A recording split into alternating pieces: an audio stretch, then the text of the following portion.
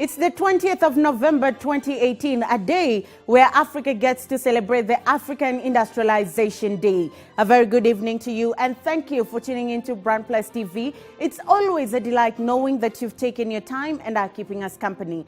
I am Ndiro Ganga, ready to bring you up to speed with all the top stories making headlines. But as you know, we're all about business. Here's a glance of some of those stories and the international days that got celebrated today.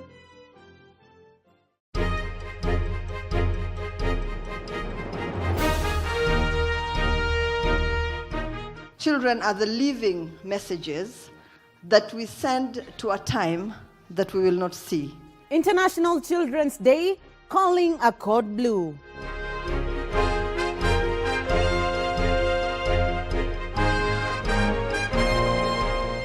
And some of these steps include the development of the nomadic education policy. Global Education Monitoring Report launch. Are we supporting our children?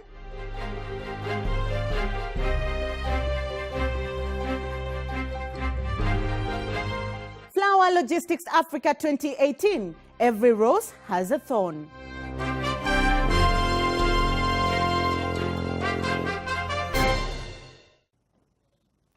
The United Nations International Children's Emergency Fund has today hosted the International Children's Day in Nairobi, with the focus being on how to deal with numerous challenges facing children.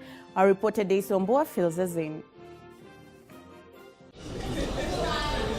According to the United Nations Children Organization, UNICEF, children have their rights denied every day as they continue to experience challenges, the issues ranging from diseases, war, poverty, and domestic challenges, among others.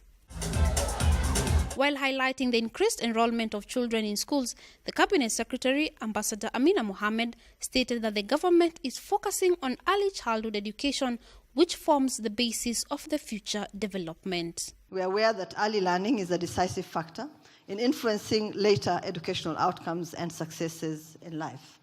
We are therefore paying particular attention to early childhood education in our country. Our sites are trained on achieving the Sustainable Development Goals, number 4.2 targets, which seeks to ensure that by 2030, all boys and girls have access to quality early childhood education and development, care, and pre-primary education so that they're ready for primary education. A policy for ECD is already in place, and I'm pleased to share with you that the ECD subsector in the country has grown tremendously. With the increase in the transition rate from primary to secondary schools, the CES urged parents to utilize the efforts of the government to ensure that all children go to school for them to be equipped with skills to conquer the future. I call upon all parents in our country to take advantage of the government's efforts to ensure their children go to school. No fees should be levied on any child, and there should be no excuse for not taking our children to school. She went on to state the reasons why unemployment rate is on the rise in the region and pointed out what the ministry is doing to deal with the problem. At the ministry, therefore, we are responding to this challenge through the program of technical and vocational training. The aim of this program is to equip the youth with practical skills, which will enable them to either access gainful employment or otherwise venture into self-employment as engineers, technologists, technicians, and craftsmen. There is need for concerted efforts in the world towards ensuring that the rights of every child are protected. After all, they are the future. Reporting for Brand Plus TV Business News, I am Daisy Omboa. How many can catch as many as possible? Thank you so much, guys, for finding. Coinciding with the International Children's Day was the launch of the Global Education Monitoring Report, hosted by the Ministry of Education and the United Nations Educational, Scientific and Cultural Organizations. The report analyzes educational systems in every country around the world for their policies on migrants and refugees. Our reporter Daisy Omboa followed up on the children's matter and has the following report. Here, so that they can be able to realize their whole potential. The report themed migration, Displacement and Education, Building Bridges and Not Walls shows that the number of migrant and refugee school-aged children around the world has grown by 26% since the year 2000. While presenting the main findings of the report, Anna Christina, Senior Policy Analyst from South Sudan, outlined the effect of migration on the education systems. Migration and displacement can have both positive and negative effects on education systems. Internal migration leads millions of children of migrant parents to be left behind. More than 1 in 3 children were left behind, for example, in rural China in 2015. Urbanization and related demographic changes lead to large school consolidation in many middle-income countries. For example, half of rural schools closed in China and the Russian Federation in 10 to 15 years. They also lead to growing slums, where education provision is often scarce. So that they can be able to realize their own potential. As she acknowledged that displacement and migration indeed pose a challenge to economic development, Cabinet Secretary, Minister of Education, Ambassador Amina Mohamed, pointed out the strategies that the government has taken to address the educational needs of the migrants and displaced communities. The development of the nomadic education policy, which we have already launched, it addresses the needs of nomadic communities, and it has identified the various interventions that are needed to ensure that we provide a quality education for these communities, and that includes, like DG said, mobile schools, low-cost boarding schools, and most importantly, school feeding programs. Because without that, it becomes really, really difficult to retain children in school. We've also developed an education sector policy on disaster management, and that too we have launched, and that talks to the point that the Honourable Minister made on climate change and disaster management. So we have a policy, and that guides our response to disasters that result in displacement. We have established a functional working group on education in emergencies. The development of the education sector policy on peace education is ongoing. There's capacity development of education officers on peace education, because I think that's really critical. And then, of course, what the report spoke to, the psychosocial intervention. Teachers, to untrain teachers, to access. While appreciating the report findings, the CS noted that the recommendations of the report will go a long way in the attainment of the Sustainable Development Goals on education. And so I think it's an apt title for a report that will promote the provision of quality education to displaced and migrant communities, as well as advance the Sustainable Development Goal on education, SDG 4 and its 10 targets, as well as other related education targets in the SDG agenda, and we know that there are many. Our children, especially from the refugee community. She further urged all key players to continue engaging as well as maintain the partnerships, all in an effort to see all children get quality and affordable education despite their status. While these efforts are bearing fruit, ladies and gentlemen, there is need for all of us to remain engaged in order to build on the gains that we are making. We must sustain and forge even stronger collaborations and partnerships between states and non-state actors. Our ministry is keen to work with all partners and is ready, where appropriate, to coordinate the activities of various actors in order to optimize educational outcomes.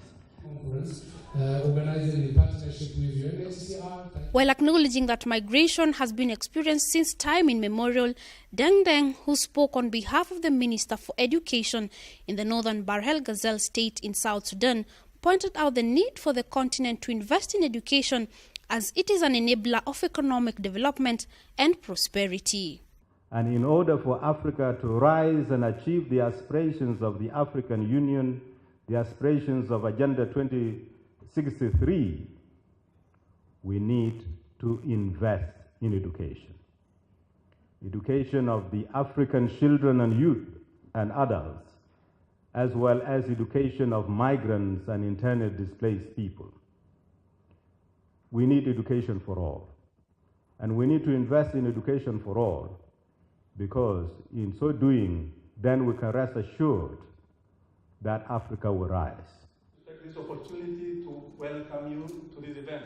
Education is the single most powerful transformer of lives, and all relevant stakeholders from households to governments ought to make it a priority in ensuring that all children, despite their status, get quality education for a better economic future. Reporting for Brand Plus TV Business News, I am Daisy Wambua. The Department of Early Learning and Well, on that educational note, we take a short commercial break, but do stay with us as we still have so much more lined up for you on the other side, including some rosy affairs. See you shortly.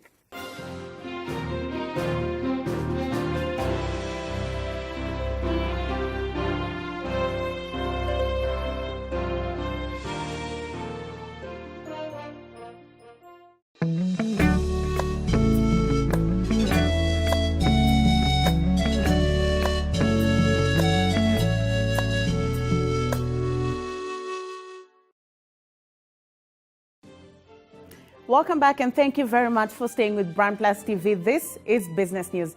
Now on to matters industrialization. The Ministry of Industry, Trade and Cooperatives, State Department for Industrialization, today marked Africa Industrialization Day at the KICC. The event, attended by industry heavyweights, saw the topic of value addition and the opportunities that lie therein discussed in detail. Take a look.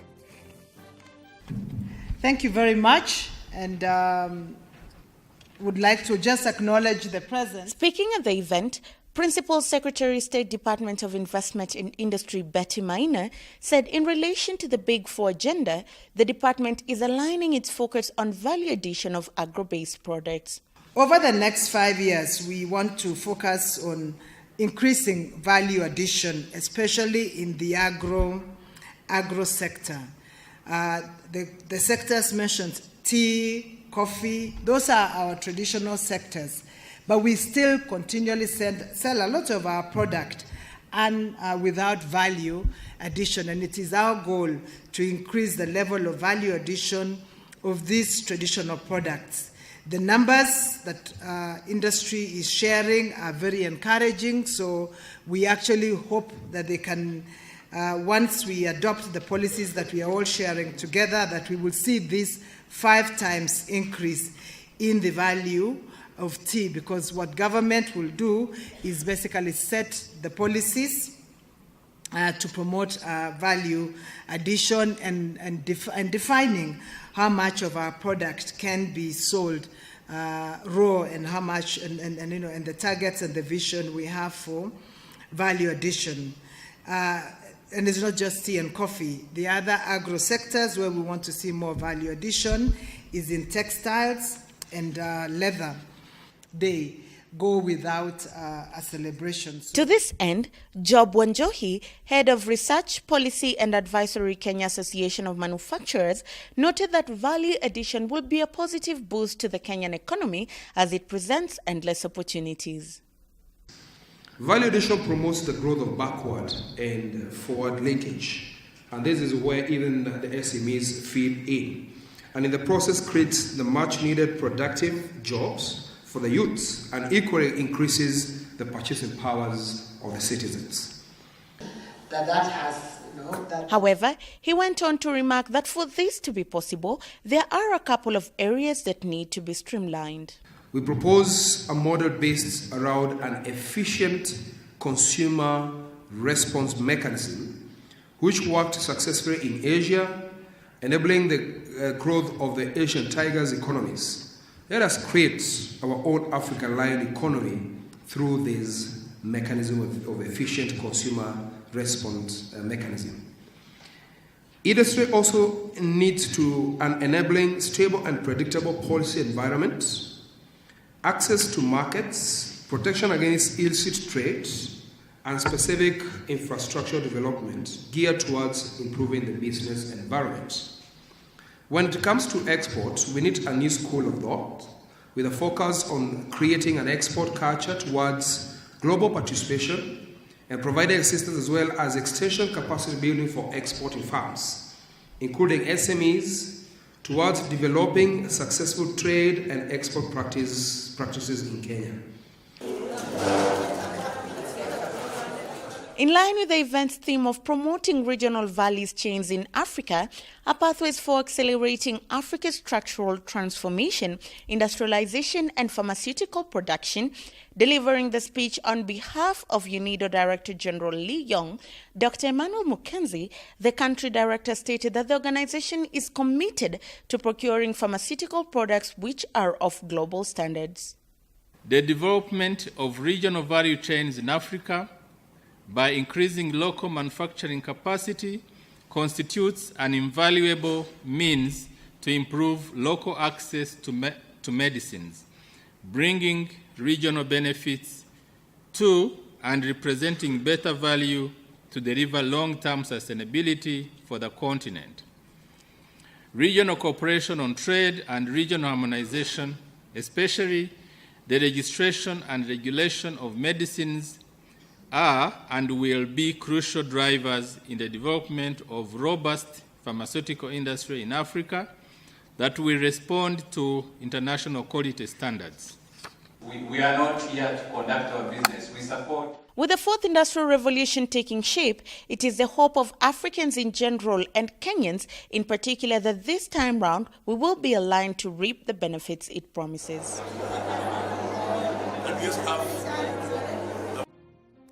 Now on to matters horticulture.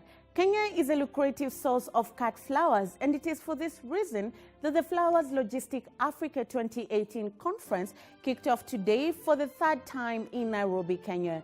The conference, which is themed Cold Chain Protocols and Common Standards, Keys to Africa's Flower Industry, brought together key stakeholders in the floriculture export industry. Our reporter Karari John graced the event. Take a look.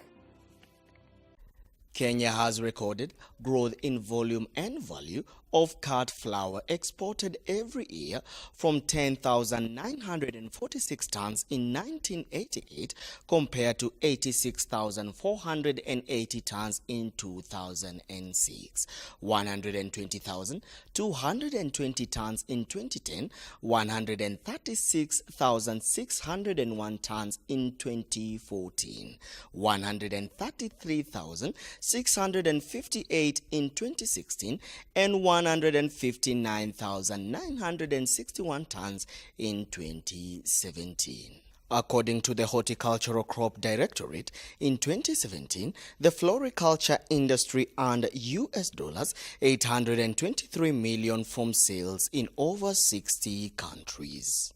Very good business and Speaking at the event, CEO, Kenya Flower Council, Clement Tulezi, started off by painting a picture of the growth in the horticulture industry. The flower industry continues to grow tremendously in Kenya. We remain the #2 export commodity from Kenya after tea. Our vision is that in the next couple of years, we should be able to overtake tea and become a #1. It's a vision that we have, and we believe that with the support of the industry, we are able to achieve this. Any stakeholder. The CEO then went on to highlight horticulture contribution to the country's development. We remain central to the growth of this country because of the number of jobs that we provide, also on the foreign exchange that we bring in. We have been growing in double digits over the last 10 years. If you look at the statistics now, we are doing probably about 820,000 US dollars. That's close to about 82 billion Kenya shillings that we bring into the country as foreign exchange. And this is huge. We still provide over close to 2% of our income to the GDP of this country. Kenya Airways is the national carrier, and such, its cargo department is a major transporter of horticulture produce. Kenya Airways Cargo Commercial Manager Peter Musola alluded how KQ is contributing to the growth of the sector by opening up markets through the launch of direct flights to other countries.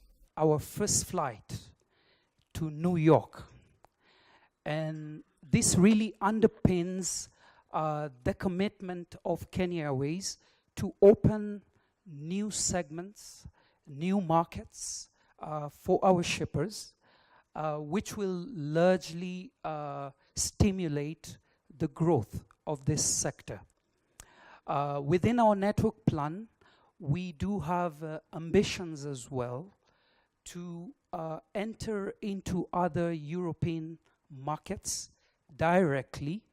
We're talking of Rome, we're talking of Geneva, and these are markets which traditionally have been served indirectly. And we will continue. He went ahead to share the national carrier's commitment to the floriculture industry.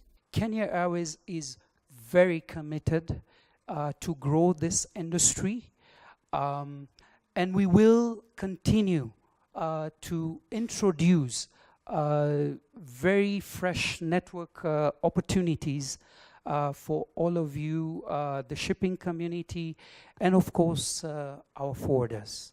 That they would be discussing, but Kenya Plant Health Inspectorate Service, KEFIS, which is under the Ministry of Agriculture and Irrigation, is mandated to ensure the quality of agricultural inputs and produce to prevent adverse impact on economy, the environment, and humans.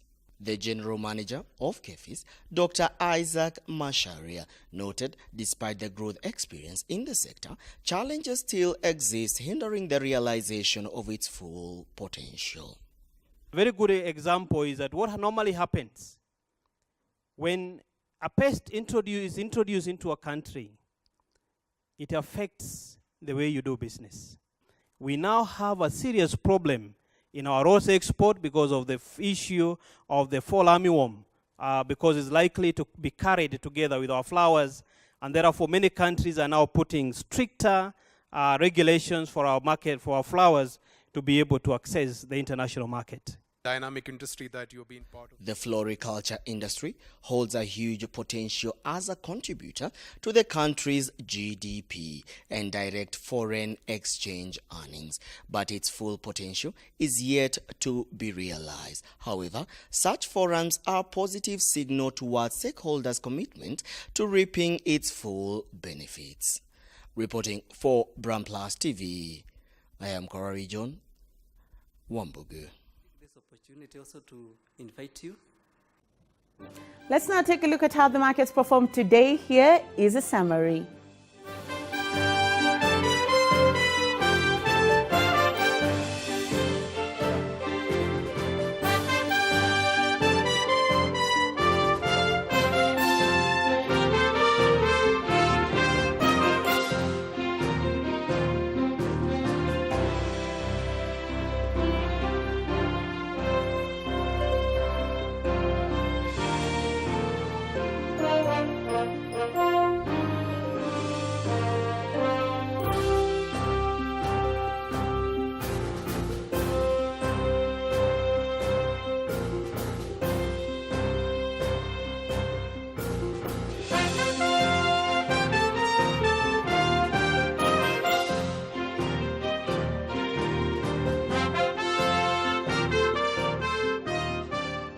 That is just a summary of how the markets performed, but for more in-depth analysis of the same, tune in tomorrow morning at 8 a.m. for my next big bet with Rachel Ritu and Karanja Daniel. Let's now take a look at the day's weather reports.